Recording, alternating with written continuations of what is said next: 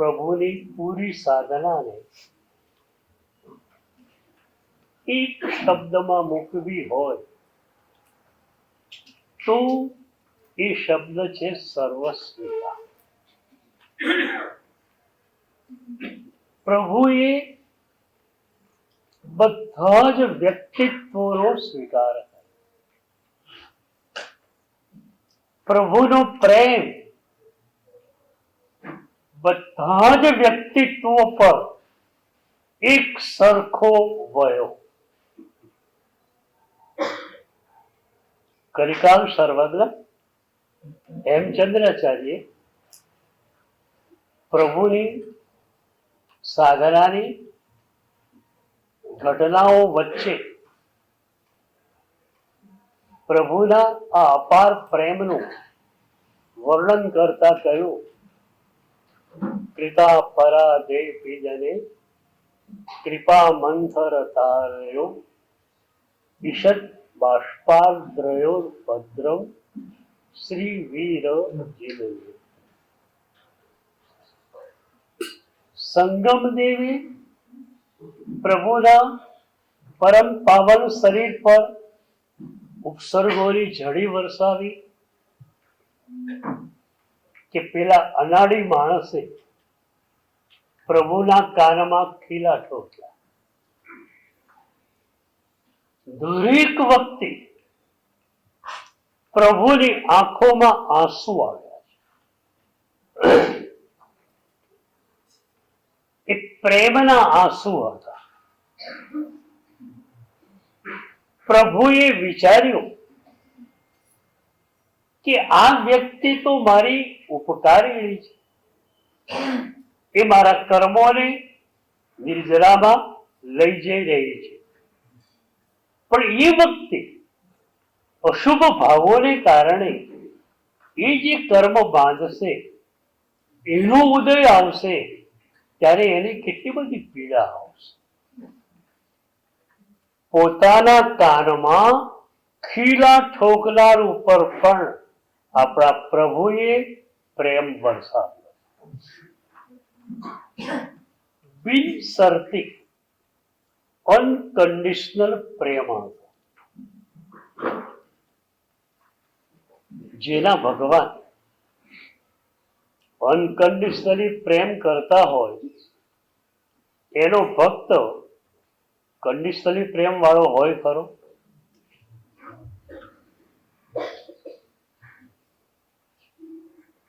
તમે તો કન્ડિશનલી પ્રેમ કરો છો. પેલો મારા અહંકારને પંપાણે છે માટે સારું, પેલો મારી નિંદા કરે છે માટે ખરા. હું ઘણી વાર હસતા હસતા કહું કે તમે દુનિયાનું કેન્દ્ર બિંદુ છો,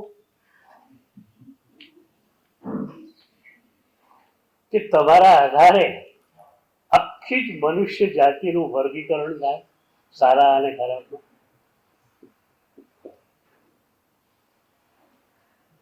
એ સારો કેમ સારો? મને સારું લાગે છે. દુનિયાનું કેન્દ્ર બિંદુ તમે થઈ.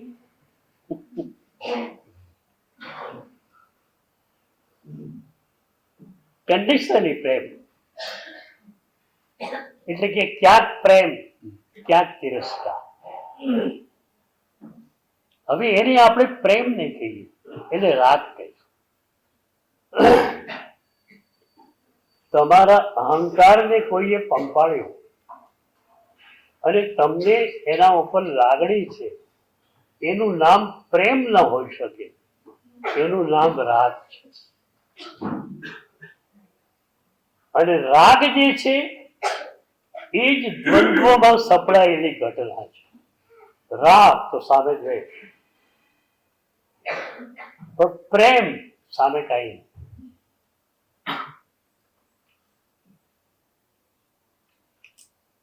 તમારો રાગ પૂરો ન થયો, પેલાએ તમને છોડી દીધા, જેના પ્રત્યે તમે અત્યંત રાગ કરતા હતા એના પર તમારો દ્વેષનો અગ્નિ ભભૂકી ઉઠશે. તો કન્ડિશનલ પ્રેમ એટલે રાગ, અને અનકન્ડિશનલ પ્રેમ એટલે પ્રેમ. અનંત જન્મો સુધી કન્ડિશનલ પ્રેમમાં તમે રહ્યા છો. અને સાચું કહું તો તમારી જાત સિવાય તમે કોઈને ક્યારે પણ ચાહી નથી.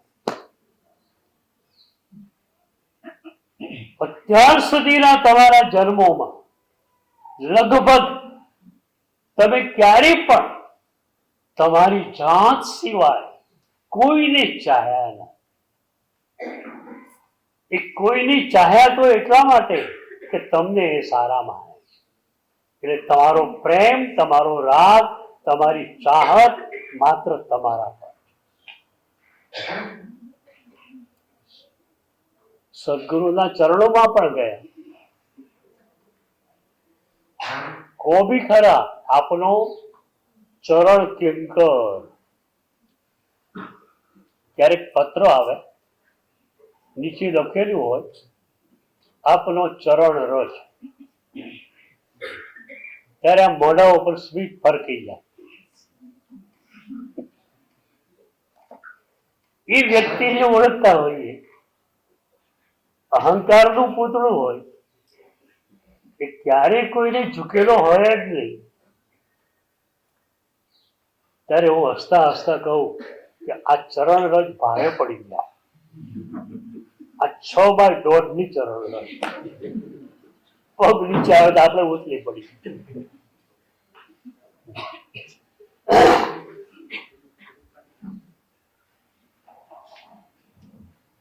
પ્રભુને હું ચાહું છું, સદગુરુને હું ચાહું છું, બધી વાતો છે.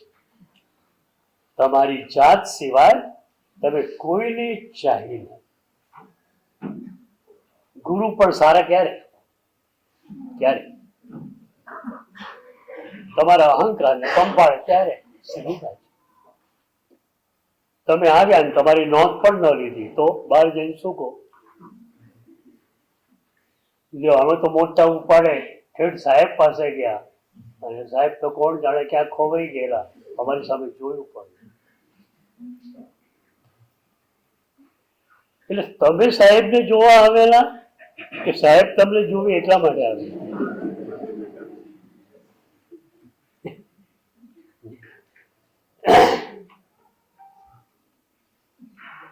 તો પ્રભુએ બધાનો સ્વીકાર કર્યો. એ પાપી છે તો એ મારા પ્રેમનો વધારે અધિકારી છે. કારણ એના પાપને દૂર કરવા માટે મારો પ્રેમ જે છે એ સહકારી બનશે. હું પણ અત્યારે સૌથી વધારે પ્રયોગ આ પ્રેમનો જ કરું. કલાપુણેશ્વરી દાદાને આપણે જોયેલા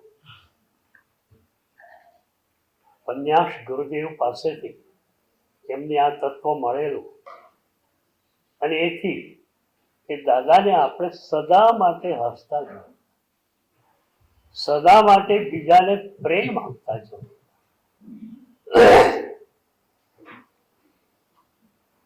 સાહેબના શબ્દો કદાચ પહેલી હરોળ કે બીજી હરોળ સુધી સંભળાતા હોય અને આખું ઓડિટોરિયમ છલકાયેલું હોય. કેમ? સાહેબના દીદારને જોવામાં. સાહેબ મુંબઈની બહારથી વિહાર કરે, 1.5 લાખ માણસ સડકો પર ઉભા. પોલીસ ઇન્સ્પેક્ટરો વિચારવા પડી ગયા ત્યાં કોણ વિભૂતિ છે.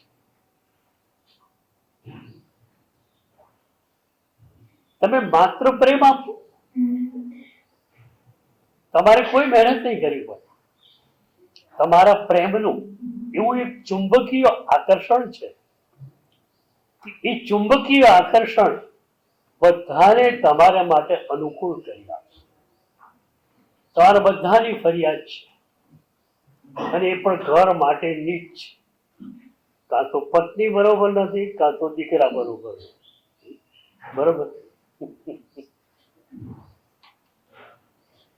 મને એક વાર સભામાં પૂછવામાં આવે,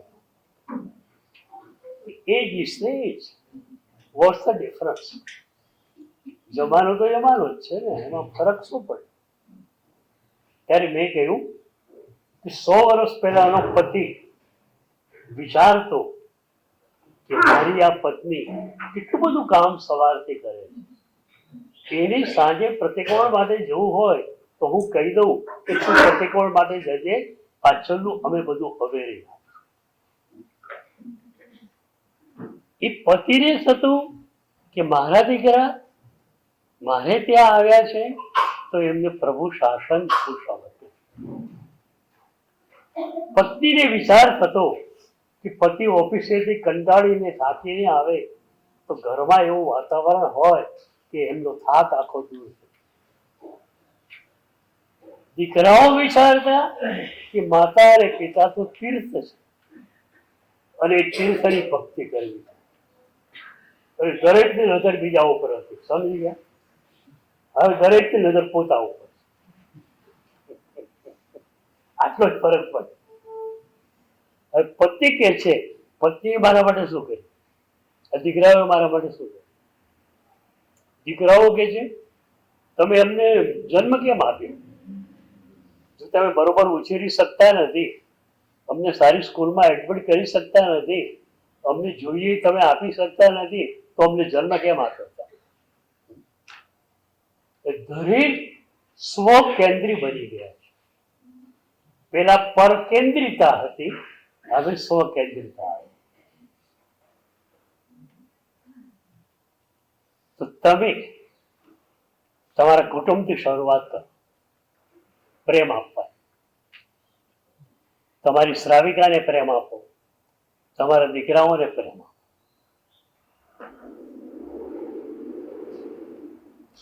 એકવાર પ્રવચનમાં બોલતો હતો કે ઉનાળો હોય અને કેરી લાવેલી હોય તો પહેલા તમે દેરાસરે પ્રભુની સમક્ષ મૂકો,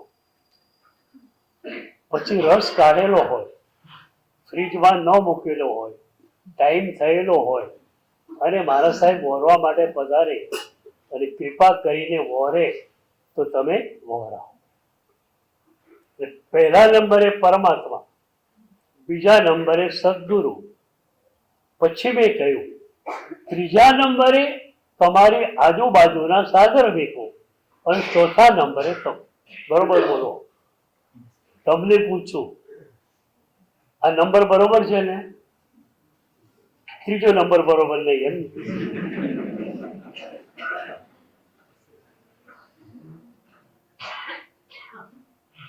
તો હું બોલતો હતો, એક ભાઈ મારી સામે મોઢું આમ હસવું હસવું, પણ કે સાહેબ બરોબર આપ કહો છો એમ જ છે બધું અમારે. મેં કહ્યું સી રીતે? મને કે મારે ત્યાં બધા સાધારિક જ છે ને, જૈન ધર્મ પાળે એ સાથે.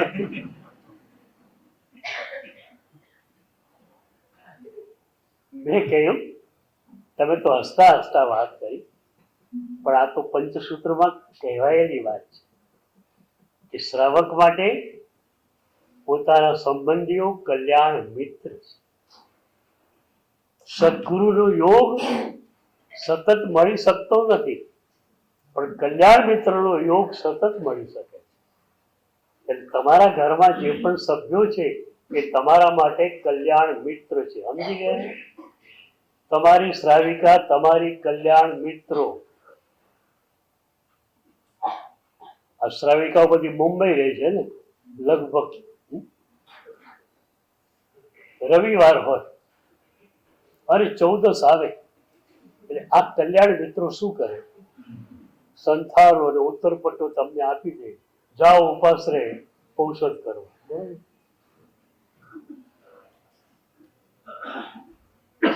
બીજા દિવસે કે તો તમારી પાસે બહાનું મળી જાય. કેમ?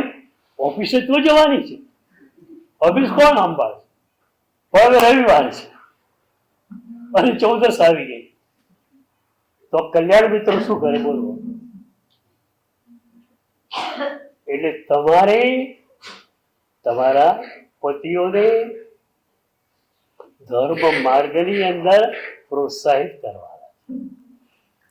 આજે સૌથી મોટો વિકરાળ પ્રશ્ન નવી જનરેશનનો છે. તમારા મોડિયા તો થોડા દેશમાં પણ હતા.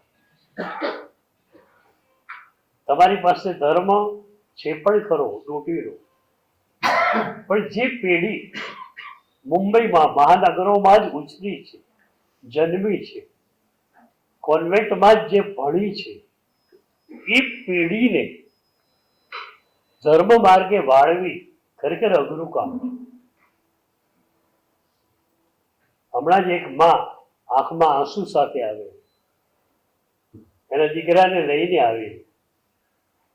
દીકરો નાનપણમાં 5 પ્રતિક્રમણ ભણેલો, રોજ પ્રભુની પૂજા કરતો હતો, સામાયિક વગેરે કરતો હતો. કોલેજમાં ગયો, એવા મિત્રો મળ્યા, તો એની મમ્મીને કહે ભગવાન શું કરે? ભગવાન કી કરતા હોય તો ઝોપડપટ્ટીઓ કેમ? એટલે ભગવાનમાં હું માનતો નથી, પૂજા છોડી દીધી. એ માની આંખમાં આંસુ હતા. ઠીક છે, અમારા જેવા પાસે લાવે એ દીકરાઓને, અમે દીકરાઓને પ્યારથી સમજાવીએ. અને હું તો શબ્દો કરતા પ્રેમ વધારે આપું કે બેટા હું અહીંયા છું, તને અનુકૂળતા હોય ત્યારે આવજો. 5 મિનિટ 10 મિનિટ રોજ આવી જઈએ. તારા મનમાં જે હોય પૂછી લેજે, બહુ જ પ્રેમથી તને જવાબ આપું. અને પ્રેમ 90% કામ કરી નાખે.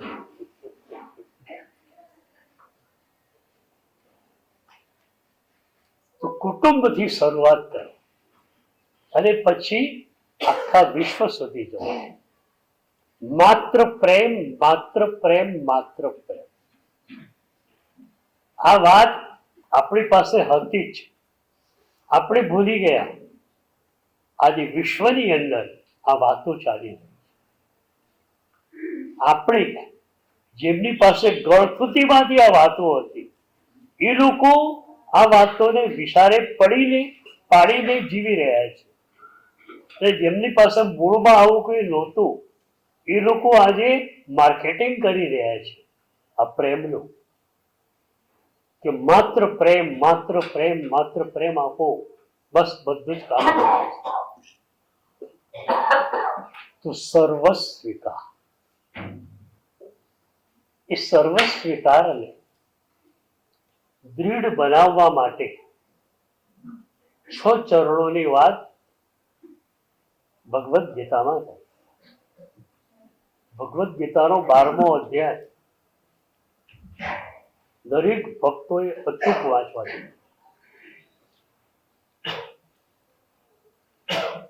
જંબુવી મારા સાહેબ એકવાર બિહારમાં હતા, મારે મળવાનું થયું. વાતમાંથી વાત નીકળી, એમણે ભગવદ્ ગીતાનું પુસ્તક હાથમાં લીધું.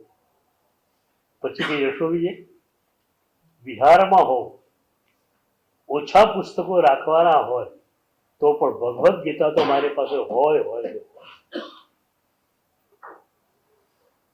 અને તમને ખ્યાલ આવશે કે અધ્યાત્મ સારની અંદર 7મા ગુંઠાણાની યોગાધિકારની જે વાતો ચાલે છે, એમાં વારંવાર ભગવદ્ ગીતાના શ્લોક ઉપાધ્યાયજી ભગવન કોટ કરે છે.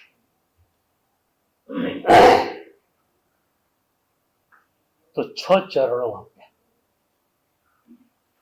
તુલ્ય નિંદા સ્તુતિ મૌલિક સંતુષ્ટો યેન કેન. પ્રભુનો પ્રેમ મળી ગયો, બીજું શું જોઈએ? પછી ઠીક છે, શરીર છે તો રોટલી દાળ જોઈએ તો આપી દીધી, વાત પૂરી થઈ. એમાં આયંબિલનું ભોજન શ્રેષ્ઠ ભોજન. વિહારમાં સાધુ સાધ્વીજીઓ આયંબિલ કરે, આયંબિલ શાળા ન હોય, સૂચના આપવી પડે તો ખાલી એટલી સૂચના આપે કે દાળ તમે જે કાઢવાના હોય એ મરચા વગરની આંબીલ નીકાળ, લુખ્ખી રોટલી અને દાળ. સ્થાપના દોષ જેમને ઓરવો નથી એ તો આંબીલનું કહે જ નહીં, નીકળી જાય. લુખ્ખી રોટલી મળી, થોડું સૂટ બલવણ મળ્યું, વાત પૂરી થઈ ગઈ. રોટલી અને સૂટ બલવણની ચટણી કરી. સંતુષ્ટો યેન કેન છે. એને વધુ પદાર્થોની જરૂરિયાત નથી. એક બહુ મજાની વાત તમને કહું. અનંત જન્મોથી હું પણ અને તમે પણ એક પ્યાસ લઈને ચાલ્યા આવ્યા છે. પ્યાસ એ छिपाતી જ નહોતી. તો પછી શું થયું? એમ થયું કે પૈસા ઓછા છે માટે પ્યાસ છે, તૃપ્તિ નથી થતી. કરોડો અબજો રૂપિયા થયા, પ્યાસ એની એ જ રહી. પદાર્થોનો ઢગલો કરે, પ્યાસ એની એ જ રહી. અનંત જન્મો થયા, આપણી પ્યાસ छिपाઈ જ નહીં.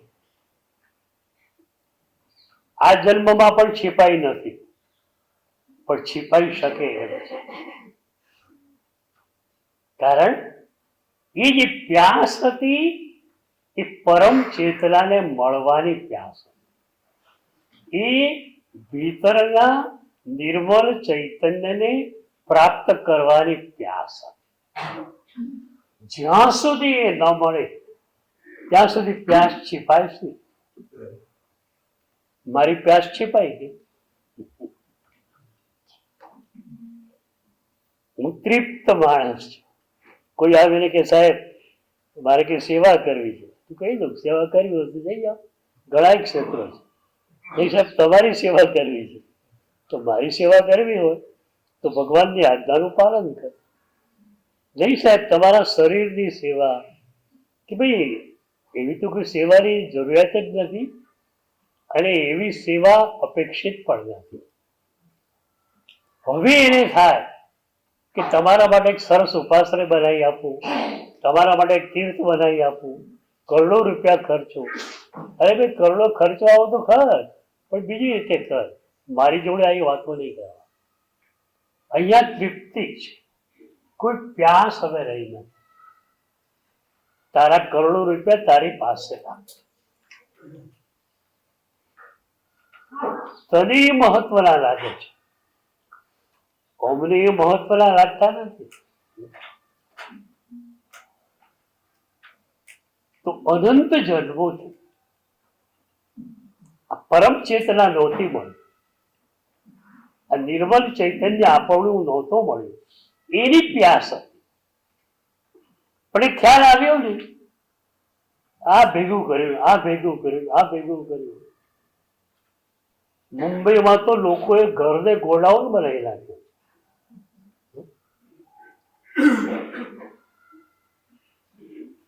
2 BHK નો ફ્લેટ હોય અને વસ્તુઓનો અંબાર ખડતો હોય. એમ લાગે કે માણસોને રહેવાની જગ્યા ઓછી છે, બાકી બીજા બધા રહેવાની જગ્યા વધારે.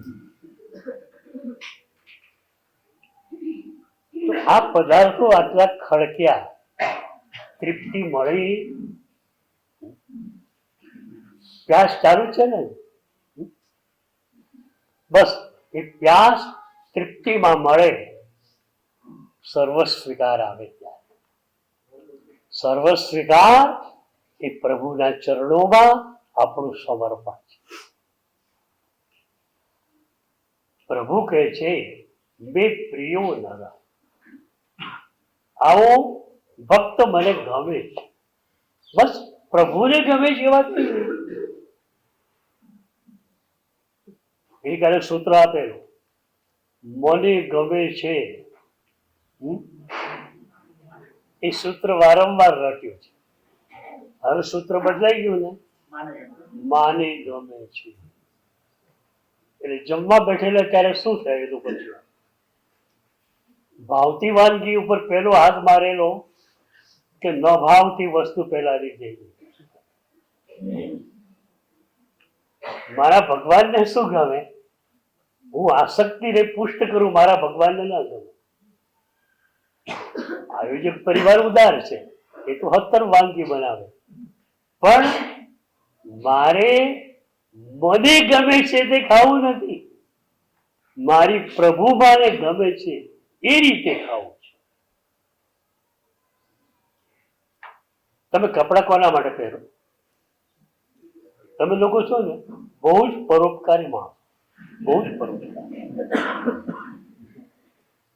લોકો અંદર બનિયન ખુરદુરું પહેરે, થોડુંક ખૂચે તો વાંધો નહીં, પોલિસ્ટરનો જબ્બો ઉપર જોઈએ.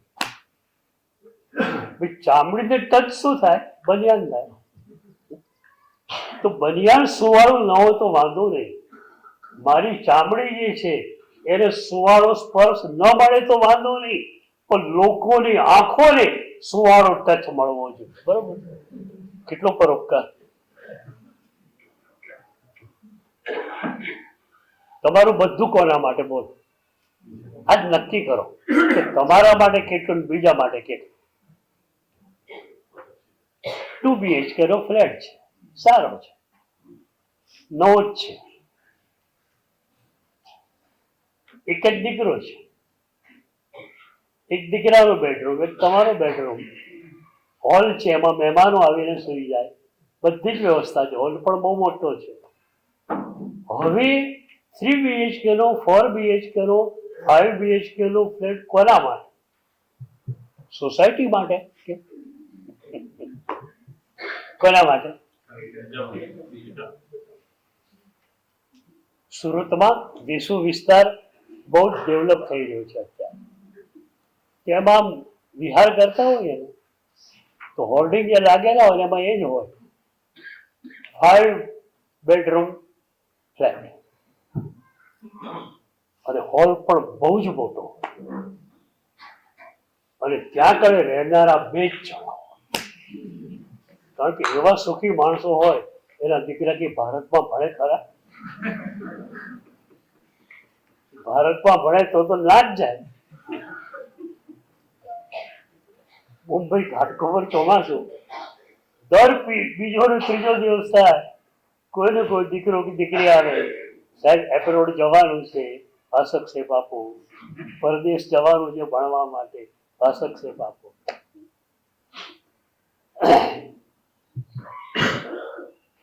તો તમારા માટે કેટલું, સોસાયટી માટે કેટલું, અને એમાં સોસાયટીને રહેવા માટે નહીં, પાછો 5 BHK, સોસાયટીને દેખાડવામાં. હકીકતમાં દેખાડવા બી નહીં, દજાડવા.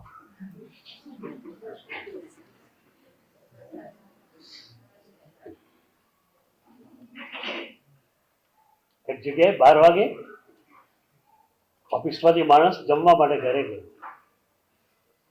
એકદમ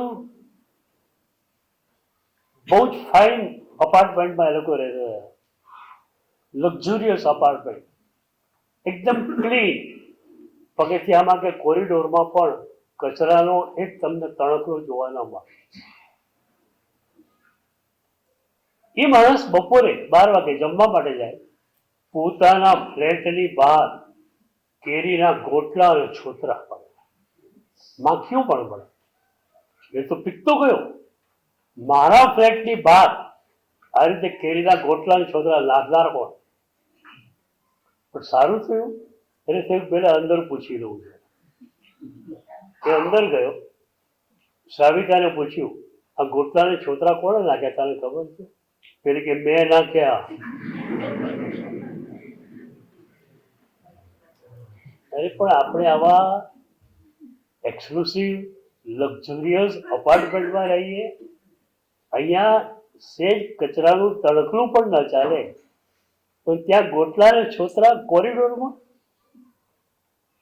પેલી કે તમે ઓફિસના મામલે હોશિયાર છો, ઘરના મામલે ડબ્બોના ટ છો.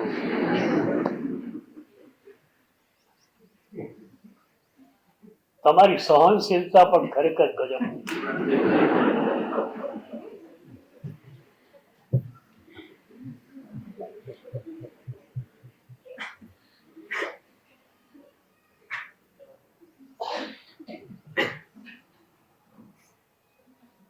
પેલી કે મેં નાખ્યા, પણ કેમ નખાય? તો કે આખા અપાર્ટમેન્ટમાં કેરી આપણે ત્યાં સૌથી પહેલા આવી, રસ તૈયાર છે, રસ પૂરી બધું જ તૈયાર છે, આપણે ખાઈ લઈશું, બાજુ વાળાને ખબર શું પડે કે આપણે કેરી ખાધી? એટલે દેખાડવા જ જાણવા. તો પ્યાસ ન મળે, પ્રભુ મળે. પ્રભુ એટલે નિર્મલ ચૈતન્ય, જે આપણી ભીતર પણ સત્તા રૂપે છે. તો એ નિર્મલ ચૈતન્ય આપણને મળે પછી આનંદ જ આનંદ, તૃપ્તિ જ તૃપ્તિ. એટલે કહ્યું સંતુષ્ટો યેન કેનચિત. કંઈ પણ મળે ચાલે. હિન્દુઓમાં સાધનાનો એક પ્રકાર છે આકાશ વૃત્તિ. જે ગ્રહસ્થ આકાશ વૃત્તિને ધારણ કરે એ ક્યારેય કોઈની પાસે કશું યાચી શકે. એની દીકરીનું લગ્ન છે, પોતાની પાસે પૈસા નથી, લગ્નનો દિવસ નજીક આવી રહ્યો છે, પણ એ પોતાના કોઈ નજીકના સંબંધીને પણ પૈસા માટે કહી શકતો નથી. આકાશ વૃત્તિમાં આકાશ પ્રભુની સામે જોવાનું છે, પ્રભુને જે કરવું હોય તે. અને એ જે શ્રદ્ધા હોય છે એ શ્રદ્ધા એવી રીતે પરિપૂર્ણ થાય છે કે લગ્નના 4 દિવસ બાકી હોય અને કોઈ વ્યક્તિ આવે અને કહી દે કે મેં તમારા વતી ધંધો કરેલો, તમારા નામે, મારા નામે તો એક પણ પૈસો મળતો નહોતો, પણ તમે પવિત્ર માણસ છો, એ તમારા નામે ધંધો કરેલો અને એમાં મારે જે નેટ પ્રોફિટ થયો છે એમાંથી મારે અડધો ભાગ તમને આપવાનો અને અડધો ભાગમાં 10-20 લાખ રૂપિયા એને મળે. તો એ સંતુષ્ટો એને કહે છે. મળ્યું તો ઠીક, ન મળ્યું તો પણ. કારણ એ સ્પષ્ટ કહે છે કે આ બધું મેળવવા માટે આ જન્મ નથી. પ્રભુએ આપણને આ જ સાધના આપી. એટલે જ મેં કહેલું સૂત્ર, નમે દેતી ન કુપેચ્છા થોવમ લબ્ધુમ ન કિંસય. થોડું મળ્યું, જરાક ખિન્નતા નથી, પડશે હી તો પરિણામ, ના પાડે પાછું પરિણામ. પેલા બૌદ્ધ ભિક્ષુની વાત આપણે જોતા હતા. પેલી ઉપાસિકાએ કચરો નાખ્યો અને ભિક્ષુ ધન્યવાદ આપ્યો. કેમ? માં, આજે તમે કંઈક તો આપ્યું ને, આજે તમે કચરો આપ્યો, કાલે રોટલી આપશો. તમે આજે આપ્યું પણ આંખમાં આંસુ સાથે. આપણને આમ હસવાનું રહી લાગે કે તમે કચરો આજે આપ્યો, કાલે રોટલી, પણ એની આંખમાં આંસુ છે, માત્ર પ્રેમ. એ ઉપાસિકાના હૃદયને 2 દિવસમાં એ ભિક્ષુએ બદલી નાખ્યું, માત્ર પોતાના પ્રેમ. આ પ્રેમની તાકાત. સત્તાધીશ ગમે તેવો હોય કે કોઈના શરીર ઉપર કબજો લઈ શકે, જેલમાં કોઈને ઠોકી શકે, સરમુખ હત્યાર હોય તો ફાંસીએ ચડાવી શકે, પણ મન પર કે હૃદય પર વિજય પ્રાપ્ત કરે કોણ? જેની પાસે પ્રેમ છે. એટલે આપણે કેન્દ્રવર્તી વાત તો અત્યારે પણ અને સાંજે પણ આ જ રહેવાની, પ્રેમ. અને તમે કોકને પ્રેમ આપો ને કોકને ન આપો, એવું કેમ કરી શકો? બોલો. પ્રભુએ તમને પ્રેમ આપ્યો છે એ કન્ડિશનલી આપ્યો છે કે મેં તને પ્રેમ આપ્યો છે એ પ્રેમ તારે બધાને આપવાનો. એટલે આપણે અમુકને રાગ આપીએ, અમુકમાં દ્વેષમાં તિરસ્કારમાં જઈએ તો એ પ્રભુના પ્રેમનો આપણે કરેલો અપરાધ. એટલે આ જન્મ માત્ર પ્રભુના પ્રેમથી તૃપ્ત થવા માટે છે. મને એનો પ્રેમ મળ્યો, એટલો બધો તૃપ્ત છું. શરીર રોગોનું ઘર છે, ભલે હોય કોઈ વાંધો નથી. મને આનંદ પ્રભુ આપે છે. મારે અહીંથી આનંદ નથી લેવાનો, અહીંથી લેવાનો.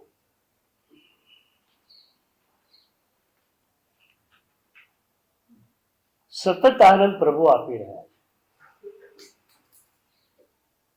પણ પ્રભુને કોઈ ભેદભાવ નથી કે આને આનંદ આપવો, બીજાને ન આપવો. તમને જેમ પ્રેમ આપ્યો પ્રભુએ, એમ તમને આનંદ પણ પ્રભુ આપવામાં. સતત આનંદમાં સંતુષ્ટો એ ને કેને છે. આ જોઈએ ને પેલું જોઈએ, આ જોઈએ ની માથાકૂટમાં પડ્યા એટલે ગયા. કશું જ જોઈતું નથી સિવાય પ્રભુ, સિવાય પ્રભુનો પ્રેમ. એ ન મળે ત્યાં સુધી પ્યાસ જ પ્યાસ, એ મળે તૃપ્તિ તૃપ્તિ. બીજા કોઈથી પ્યાસ છીપાવવાની નથી. તો પછી શા માટે બીજા કશામાં આપણે જઈએ?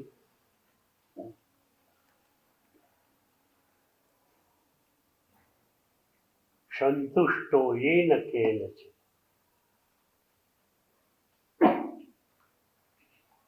રાબિયા બહુ મોટા સંત થયા, સ્ત્રી સંત.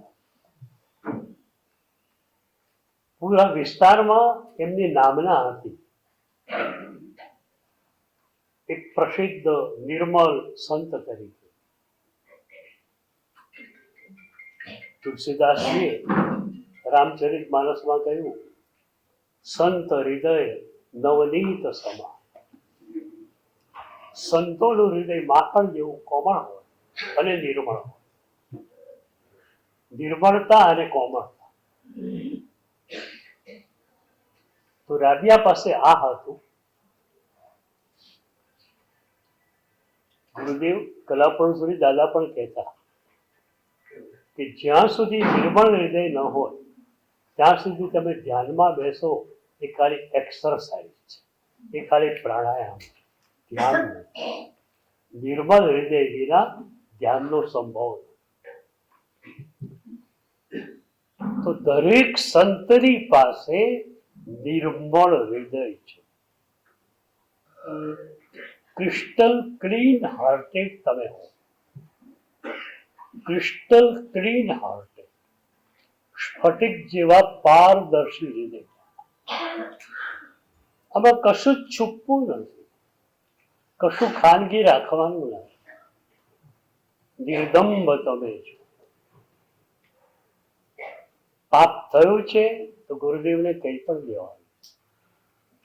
કશું જ છુપું રાખવાનું નથી.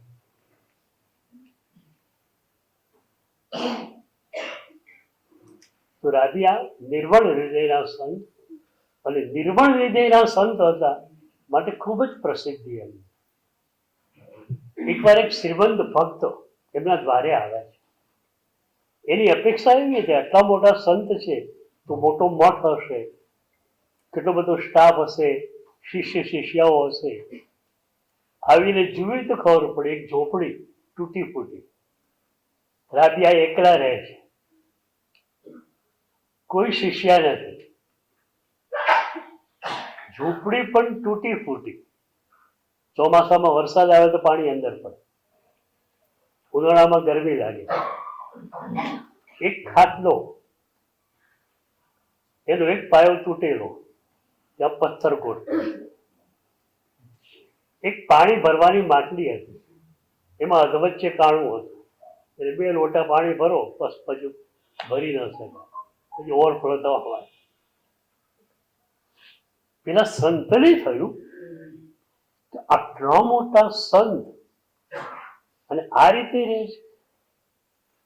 પણ એ પણ ખબર હતી કે એમના ભક્તો તો કરોડોપતિ ને અબજોપતિ ગણાય છે, એટલે એમ કઈ એ કોઈને હાનિ પાડતા હોય કે મારો મઠ બનાવી આપ, તમારું આમ કરાવી આપ. તો એ શરૂઆત નાનાથી કરી કે સાહેબ આ માટલી છે ને એમાં વચ્ચે કાણું છે, તો એક નવી માટલી મૂકી દઉં. એને થયું કે માટલીની હા પાડે પછી ખાટલો પલંગ નવો લાવી દઈએ, પછી ઝૂંપડી, પછી મઠ કરી દઈએ બધું. અને એ પણ શેના માટે? ગુરુ મારા થઈ ગયા પછી. ગુરુ મારા, ગુરુ મારા, ગુરુ મારા. એટલે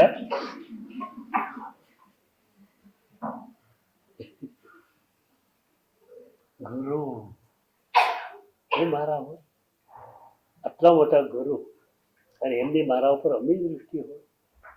અને એ ગુરુ મને પોતાના ભક્ત તરીકે લઈ ગયો. ગુરુ મારા, પણ ગુરુ મારા તો મર્યા. આની પણ ઈચ્છા એ હતી, પછી ગુરુ તો કબજો કર્યો. પણ આ તો નિર્મળ હૃદયના પવિત્ર સંત હતા. પેલું કે સાહેબ માટલી બદલી આપું, તો કે ના સાહેબ, પણ કેમ ના પાડો? મને લાભ લેવાનો. રાબિયા હસ્યા. એ કે પેલા મને મારા 2 પ્રશ્નોનો જવાબ આપો, પછી હું તમારી વાત સાંભળું. પહેલો પ્રશ્ન, ભગવાન બધું જાણે છે? આ હિન્દુ પદ્ધતિ. Is he all knowing? પ્રભુ બધું જ જાણે છે? તો કે હા, પ્રભુ તો સર્વજ્ઞ છે, બધું જાણે. તો પ્રભુ બધું જાણે છે તો મારી માટલીમાં કાણું છે, પ્રભુને ખબર ખરી કે નહીં? એ લોકો હોય જ શું કે અચ્છા એ શક્તિશાળી છે? Is he all mighty? સર્વ શક્તિ સંપન્ન ઈશ્વર છે? તો કાંઈ તો ઈશ્વર જ હોય ને. એના મનમાં આવી વાત હતી નહીં, પણ બોલવું તો એ જ પડે. અને એ વખતે રાબિયા ઘૂંટણીએ પડે છે, આંખમાંથી આંસુ વહે છે. પ્રભુ, તું મારું કેટલું યોગક્ષેમ કરે, તું મારી કેટલી કેર કરે છે. મને સહેજ પણ કોઈ પદાર્થ ઉપર રાગ ન થઈ જાય એના માટે તું મારી કેટલી બધી કાળજી રાખ. બરોબર? આ વાત ગમી? એકદમ જૂનો કપડો હોય, જૂની ચામડી હોય, એ વખતે પ્રભુને કહેવાનું, પ્રભુ તું મારી કેટલી કેર કરે છે. કેશો તો ત્રીજું ચરણ, સંતુષ્ટો એન કે